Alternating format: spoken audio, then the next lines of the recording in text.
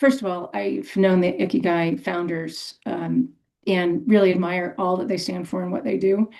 Secondly, I think you'd put me in kind of the high achiever status where I am definitely a high achiever, but I'm last on my list. Take care of a lot of other people and work pretty hard on my company.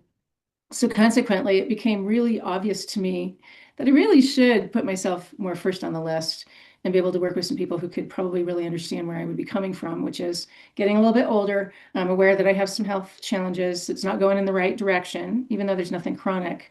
But that was really the impetus to make sure that I would start down this journey.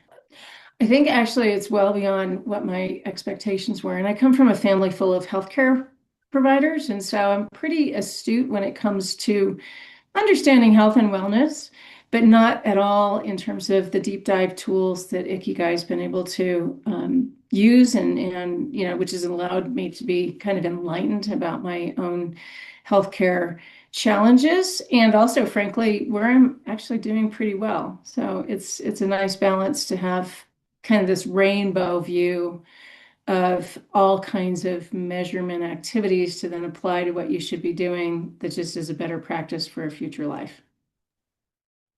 I think it's probably just the awareness factor that there are certain situations where it's relieving that you don't have to worry about that. In other words, you're pretty good at that. There's some other things that I could be doing more. And as my parents age, you don't have to look very far and understand where you might be headed. So good news is I have some time left.